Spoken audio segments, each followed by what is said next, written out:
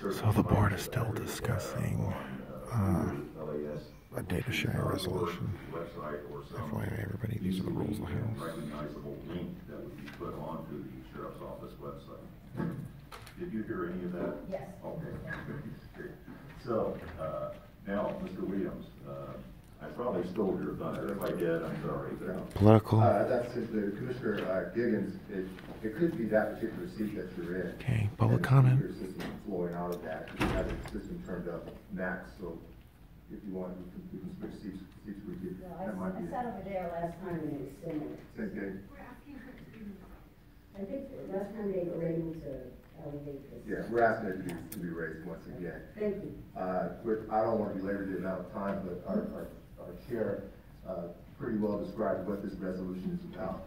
Ultimately, for us, for the commission, and one of the reasons why we were established was to help increase the level of transparency and accountability, which we think should be the problem of what the sheriff is doing and his efforts to reform the department and his efforts to further enhance the community accountability and community trust. This resolution, we believe, goes a long way, or at least takes a giant leap toward that direction, and asking that key. Okay. So this is kind of boring. So I got it. To be readily accessible to the public. This recommendation, the resolution before you today asks for a number of things. You didn't, did you? Which one? Asking to take a look at The sheriff compilation summer. of data. Did you? Check this out. Okay, check this out, Robin. So 3B is about the sheriff's department sharing data. But wait a minute, Kevin De Leon doesn't want them to share data with ICE. Isn't that kind of interesting? That doesn't sound like hypocrisy, doesn't it? So, and I was talking about DeAndre. If they had shared information, DeAndre might be alive today. Comments later on today from both the sheriff's department and community groups about the complaint process. What's the average daily inmate population? Okay, so that's Friday the 2nd. And what about deaths that occur? And I'm going to go to the rally, Stand for Truth. I'm going to go to Oregon. There's going to be a rally in Portland, a free speech rally, June the 4th. So I'm going to fly up on the 3rd, and I'm going to leave on the 5th. My family lives in Oregon, so my dad's in Oregon. Take a look at what's going on. As we've seen across the country, time and time again, unfortunately, when we're able to have video evidence of what's occurred, whether it's a shooting or bad use of force or use of force in and of itself, being able to show the video with some dialogue will dispel a number of rumors in the community as to how items. Right, that's why we video record when police give us a hard time or when illegals attack us. From today's date, with progress report, we know it can't be done overnight, but at least come back to us in 2 months with a progress report as to how we're doing with this request from the commission. So with that, I'll back over to the chair. Sure. Let's open it up for any public comment. Let's open it up for discussion among the members of the commission. Questions or comments with respect to the resolution? Mr. Giggins and Commissioner Rubin. Commissioner Rubin.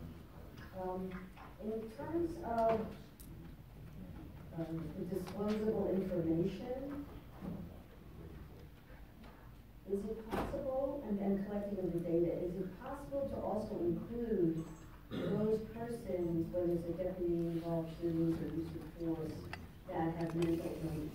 It's kind of like a subcategory. And since we are looking into, we have an ad hoc committee on mental health evaluation and med teams, and that's something that we've had discussions about. So it seems that this is kind of an overlapping data collection opportunity. Yes, does this relate, are you relating this now to deputy involved shootings or which category? Well, I'm sorry, I thought it went both ways, not only deputy involved shootings, but also use of force.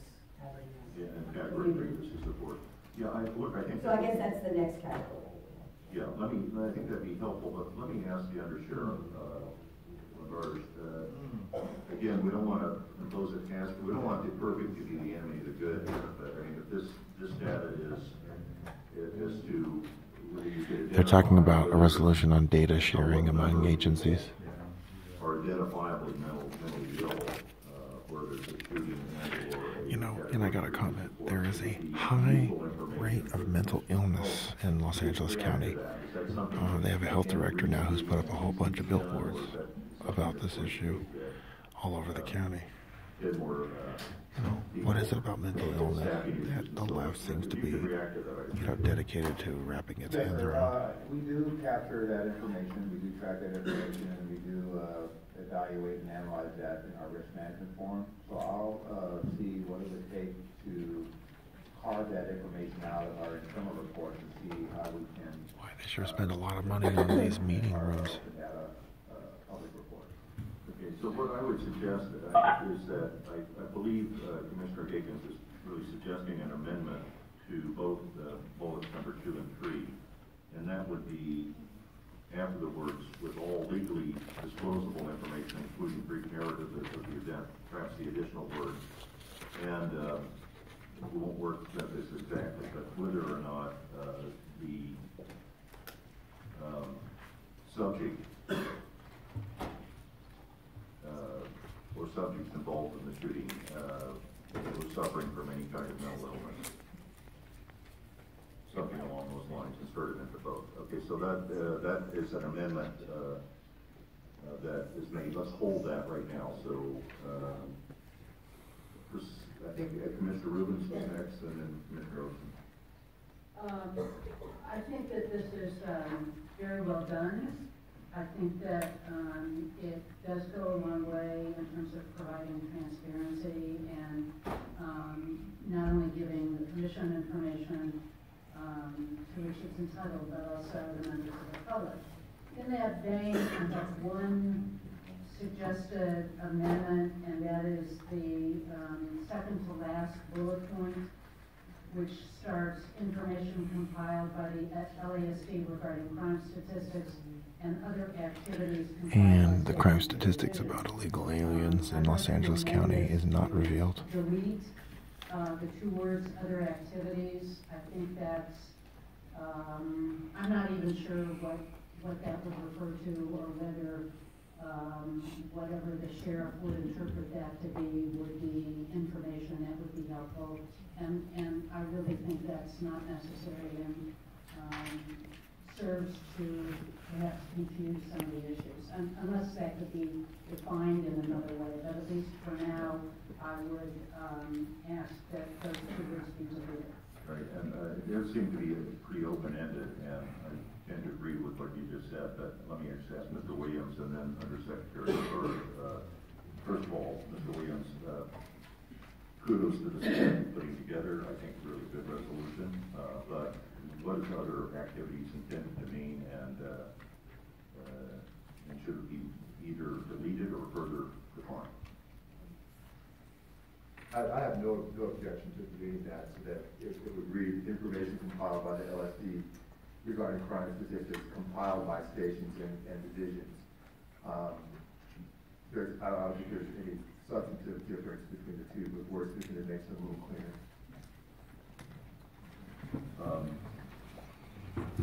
Yes, did I see some other comments down the table? Oh, yes, Mr. Ocean. By the way, I'd like to take your comments on the proposed second amendment to the resolution of Mr. Rubin, and then we'll go to any other comments. Did you have a comment? Okay. Anything further about Commissioner Rubin's proposal? Nothing. Commissioner Olson? So my comment actually relates to Commissioner Williams' amendment. I think we ought to have more demographic information rather than less. So if we can also include information regarding race and gender, in addition to mental health or mental illness, I think that would be tremendously helpful.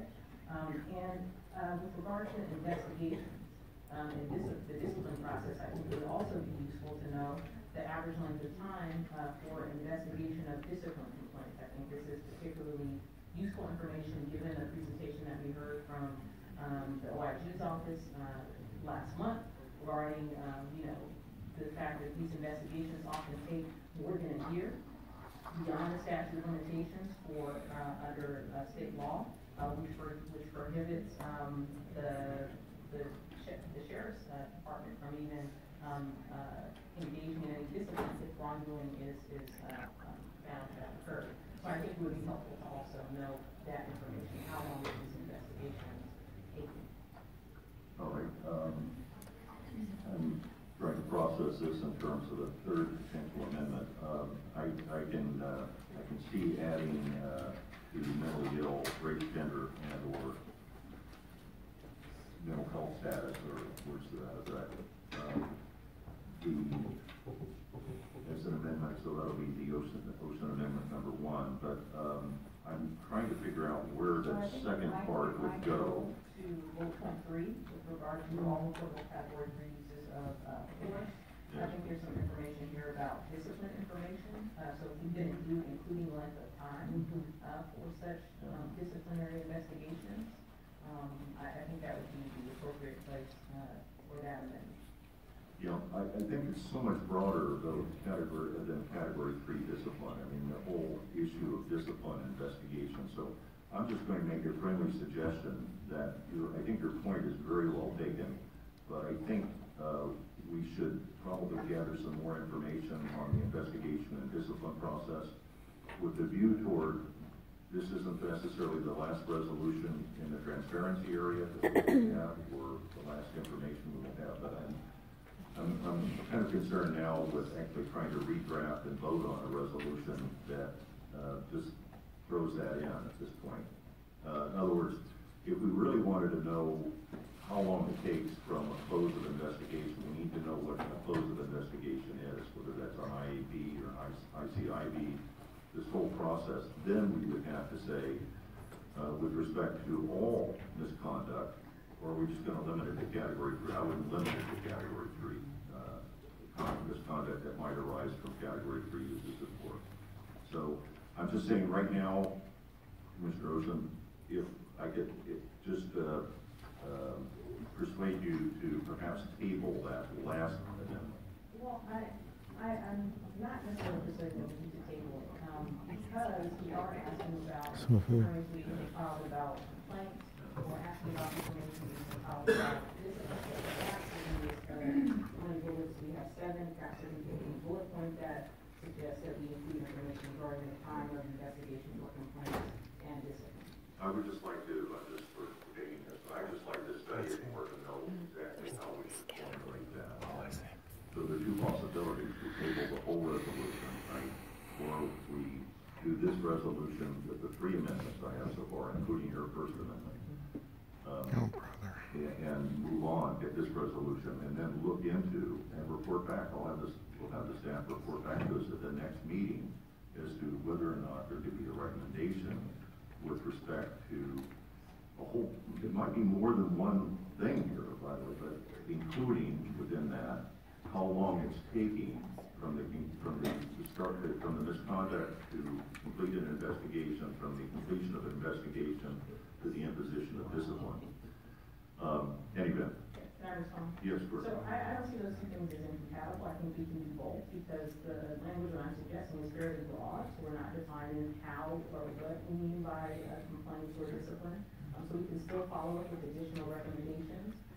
But I think at this point, given that this is about transparency and reporting, I think it's appropriate that we include it here.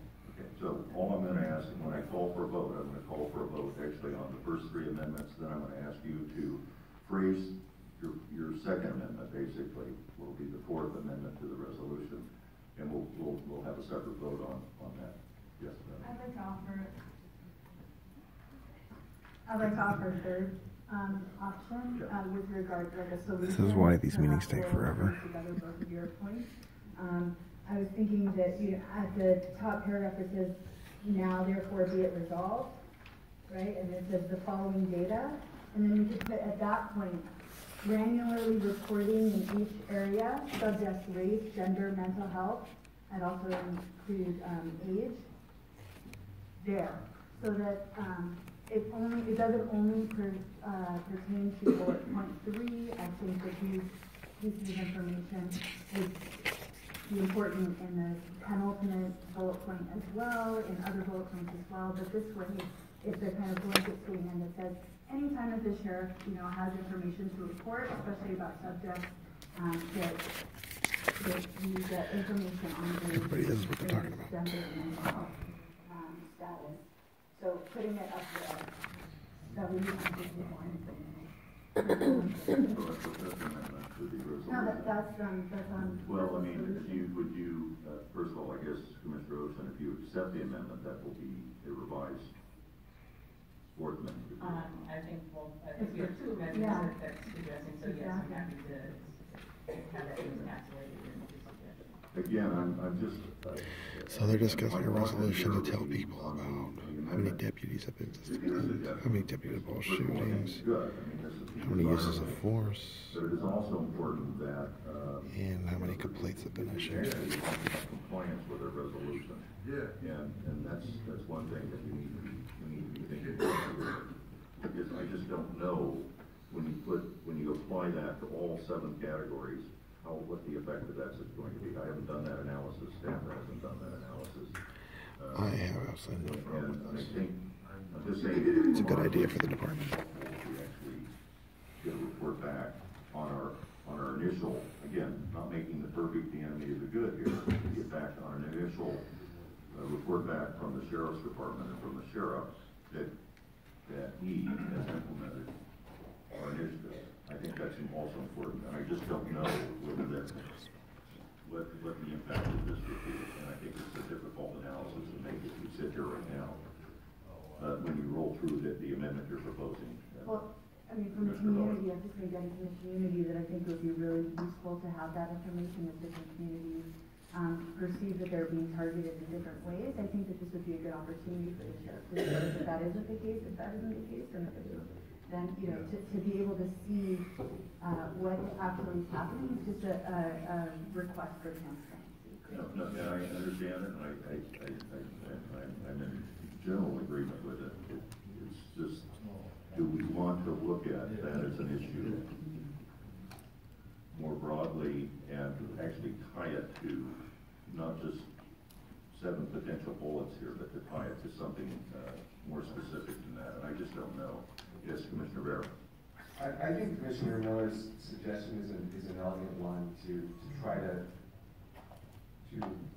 put the lens of race, gender, and the other categories on these. And if there are problems in terms of putting together the data that way, we'll hear about it when we get the report back. So I think that's Okay, they want to bring like racial demographics into this, and so it'll give an appearance of, look, there's a disproportion of black prisoners or Hispanic ones.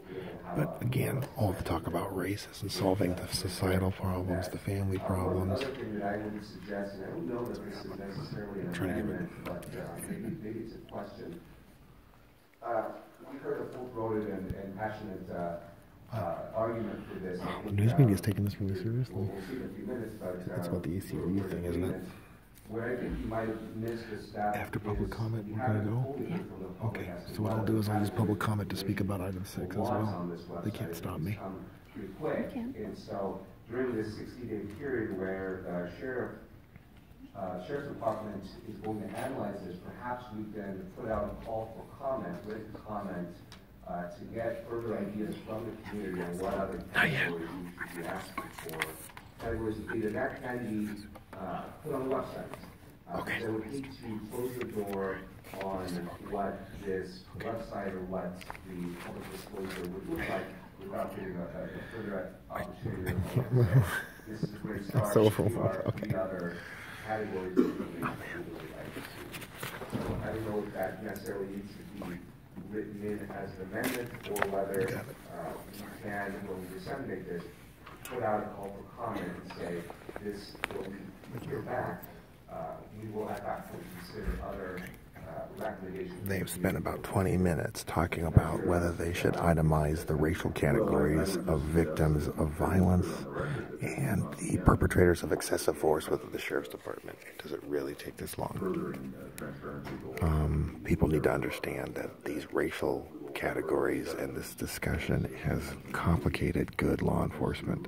It has made it very difficult to have real solutions to stop crimes and to make us live in a very much safer society. Yes, There are some police departments which oppose stop and frisk, for example, but when Giuliani enacted the policy, even if there was a disproportionate number of African American or Hispanics that were stopped and frisked, the societies as a whole were much safer. It's not an issue of race, it's an issue of family, it's an issue of societal integrity. And if you don't like the fact that there's a disproportionate number of blacks who are in jails, there's one person you can blame, and his name is Lyndon Baines Johnson, and the Great Society that he implemented to re-enslave blacks into a government dependence program.